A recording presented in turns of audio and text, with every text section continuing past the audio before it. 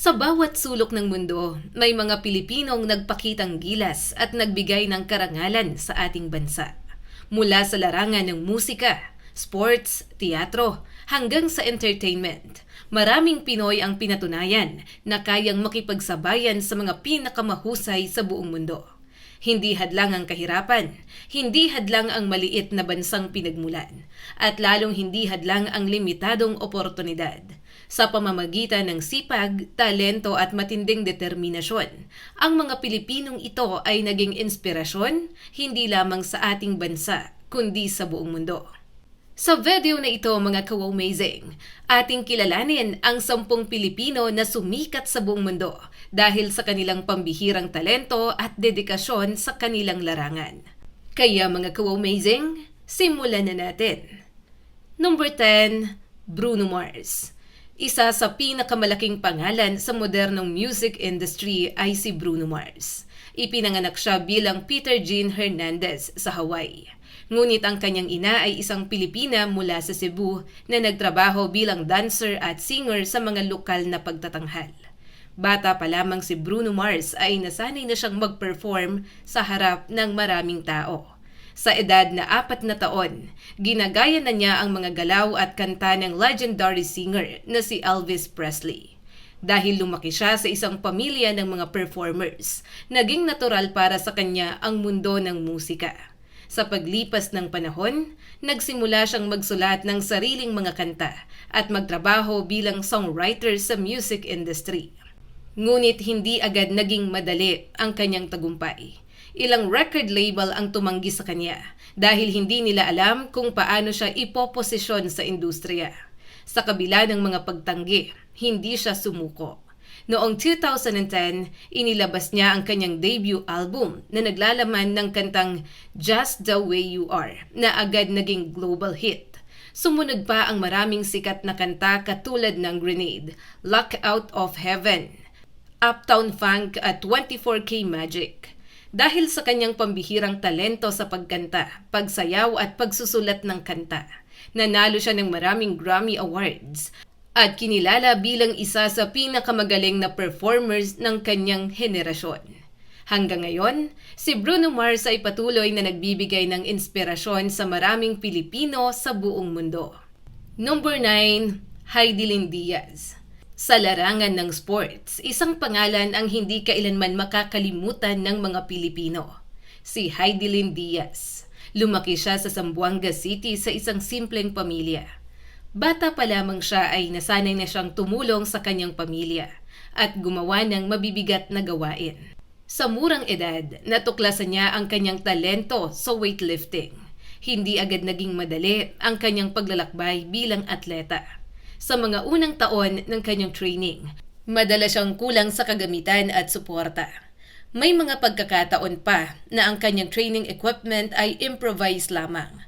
Ngunit sa kabila ng lahat ng yon, patuloy siyang nagsanay at nagtiyaga. Ang kanyang pagsusumikap ay nagbunga noong Tokyo Olympics 2020.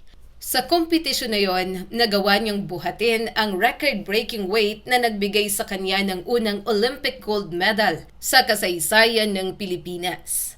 Ang tagumpay na yon ay hindi lamang personal na tagumpay para kay Hidilyn. Ito ay naging simbolo ng pag-asa at inspirasyon para sa buong bansa. Number 8, Catriona Gray. Sa larangan naman ng kagandahan at global pageantry, isa sa mga Pilipinang nagbigay ng matinding karangalan sa bansa ay si Catriona Gray. Ipinanganak siya sa Australia ngunit lumaki at nag-aral sa Pilipinas. Bata pa lamang si Catriona ay kilala na siya bilang isang talentadong singer, artist at performer. Ngunit higit sa lahat, nakilala siya sa kanyang karisma, katalinuhan at dedikasyon sa mga advokasya para sa mahihirap.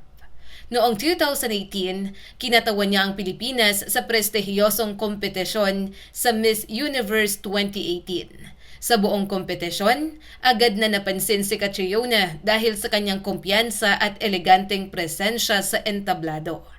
Ngunit ang naging pinaka-iconic na sandali ay ang kanyang tinaguriang lava walk. Habang naglalakad siya sa stage, suot ang kanyang pulang gown Ang kanyang matapang na pagtingin at matatag na lakad ay agad naging viral sa buong mundo. Hindi lamang kagandahan ang ipinakita ni Catriona sa kompetisyon. Sa kanyang mga sagot sa tanong ng hurado, ipinakita niya ang kanyang malasakit sa edukasyon at pagtulong sa mga batang lumalaki sa mahihirap na komunidad. Sa huli, siya ang kinoronahan bilang Miss Universe 2018 na nagbigay sa Pilipinas ng ika-4 na korona sa kasaysayan ng kompetisyon. Hanggang ngayon, si Catriona Gray ay patuloy na ginagamit ang kanyang impluwensya upang tumulong sa iba't ibang charitable causes. Number 7, Lea Salonga. Isa sa pinakamatagumpay na Pilipino sa international theater scene ay si Lea Salonga. Bata pa lamang siya ay nahilig na siya sa musika at pag-arte. Sa murang edad, nagsimula siyang mag-perform sa mga musical theater production sa Pilipinas. Ngunit ang kanyang tunay na international breakthrough ay dumating noong siya ay napiling gumanap bilang Kim sa musical na Miss Saigon. Ang kanyang napakalakas at emosyonal na boses ay agad na humanga sa mga manonood sa London at Broadway. Dahil sa kanyang kahangahangang performance, nanalo siya ng Tony Award, isa sa pinakamataas na parangal sa theater industry. Bukod sa kanyang tagumpay sa Broadway, naging bahagi rin siya ng Disney Films bilang singing voice ng 2 sikat na prinsesa. Siya ang kumanta ng mga awit ni Jasmine sa Aladdin at ni Mulan sa Mulan. Dahil dito, ang kanyang boses ay nakilala ng milyon-milyong tao sa buong mundo. Hanggang ngayon, si Lea Salonga ay patuloy na nagpa-perform sa iba't ibang international concerts at theater productions. Number 6, Efren Bata Reyes. Sa mundo ng billiards, halos lahat ng profesional na manlalaro ay kilala ang pangalan ni Efren Bata Reyes. Lumaki siya sa Pampanga at nagsimula sa simpleng buhay. Bata pa lamang siya ay madalas na siyang naglalaro ng billiards sa mga lokal na pool halls. Dito niya nahasa ang kanyang kakaibang estilo sa paglalaro. Dahil sa kanyang husay, tinawag siya ng mga international players na The Magician. Ang palayaw na ito ay ibinigay sa kanya dahil sa kanyang hindi inaasahang mga shots na tila imposible, ngunit nagagawa niyang ipasok ang bola sa eksaktong target. Sa kanyang mahabang karera, nanalo siya ng maraming international tournaments kabilang ang World Pool Championship, US Open 9-Ball Championship. Dahil sa kanyang pambihirang talento, kinilala siya bilang isa sa pinakadakilang billiards players sa kasaysayan ng sport na ito. Number 5, Charis Pempenko. Ang kwento ni Charis ay isang modernong halimbawa ng kung paano maaaring magbukas ang internet ng mga oportunidad sa buong mundo. Lumaki siya sa isang simpleng pamilya sa Pilipinas at nagsimula sa pagsali sa mga singing contests. Ngunit ang kanyang tunay na breakthrough ay nang ma-upload sa internet ang kanyang singing performances. Ang kanyang napakalakas na boses ay agad napansin ng international audience. Hindi nagtagal, inimbitahan siya sa sikat na talk show ni Oprah Winfrey. Sa programang yon, ipinakilala siya bilang one of the most talented singers in the world. Nakatrabaho rin niya ang mga international artists tulad ni Celine Dion. Ang kanyang kwento ay patunay na ang talento ay kayang makahanap ng daan patungo sa global stage. Number 4, Arnel Pineda. Ang kwento ni Arnel Pineda ay tila isang pelikula. Dati siyang kumakanta sa mga bar sa Maynila upang kumita ng pera para sa kanyang pamilya. Sa kabila ng kanyang talento, hindi niya inaasahan na makakarating siya sa international stage. Ngunit nagbago ang lahat nang mapansin ang kanyang performance sa internet ng mga miyembro ng sikat na American rock band na Journey. Dahil sa kanyang kahangahangang boses, siya ay napiling maging bagong lead singer ng banda. Mula noon, nag-perform siya sa mga concert sa iba't ibang bansa at kinilala bilang isa sa pinakamahusay na rock vocalist sa buong mundo. Number 3, Apple Diap. Ang tunay na pangalan ni Apple Diap ay Alan Pineda Lindo. Lumaki siya sa Pampanga sa isang simpleng komunidad. Sa murang edad, naranasan niya ang kahirapan at maraming pagsubok sa buhay. Ngunit dahil sa kanyang talento sa musika, nagkaroon siya ng pagkakataong makapunta sa Estados Unidos. Doon niya nakilala ang mga magiging miyembro ng sikat na grupo na Black Eyed Peas. Kasama nila, nakagawa siya ng mga global hit songs katulad ng Where Is the Love, I Got a Feeling, Boom Boom Pow. Ang mga kantang ito ay naging popular sa buong mundo. Sa kabila ng kanyang tagumpay, hindi niya nakalimutan ang kanyang pinanggalingan. Patuloy siyang tumutulong sa mga batang Pilipino sa pamamagitan ng iba't ibang charitable programs. Number 2, Alex Ayala. Sa bagong henerasyon ng mga atleta ng Pilipinas, isa sa mga pinaka-promising na pangalan ay si Alex Ayala. Ipinanganak siya sa isang pamilya na may malalim na koneksyon sa sports. Ang kanyang ina ay dating national swimmer, habang ang kanyang lolo ay isang kilalang sports administrator sa Pilipinas. Bata pa lamang si Alex ay ipinakita na niya ang kanyang talento sa tennis. Dahil sa kanyang husay, nabigyan siya ng pagkakataon na mag-training sa Rafa Nadal Academy sa Spain, isang prestihiyosong training center para sa mga world-class tennis players. Dito ay nahasa palalo ang kanyang kakayahan sa international competition.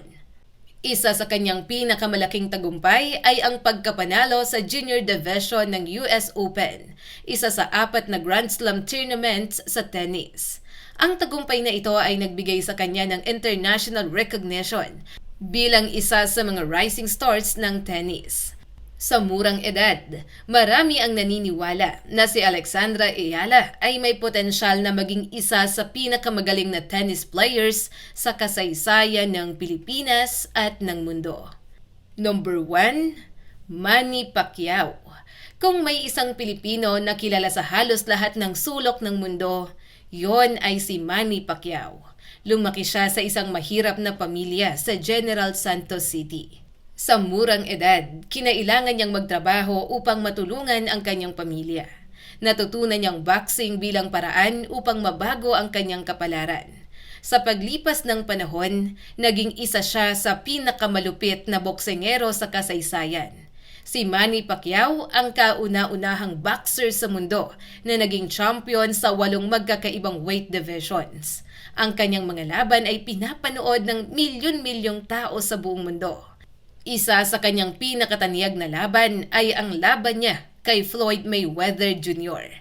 Bukod sa kanyang tagumpay sa boxing, naging aktibo rin siya sa pagtulong sa mahihirap sa Pilipinas. Kawaw-amazing! Ang mga Pilipinong ito ay patunay na ang talento ng mga Pinoy ay kayang makilala sa buong mundo. Sa kabila ng mga hamon at pagsubok, ipinapakita nila na ang sipag, determinasyon at paniniwala sa sariling kakayahan ay kayang magdala ng isang tao sa pinakamataas na antas ng tagumpay. At habang patuloy na umuunlad ang talento ng Pilipino, sigurado na marami pang susunod na Pinoy na magpapakita ng galing at magbibigay ng karangalan sa ating bansa sa international stage. Kung nais mo pang makapanood ng mga ganitong klaseng video mga kawaw-amazing, huwag kalimutang mag-like and subscribe at pakishare na rin para mas marami pa ang makapanood.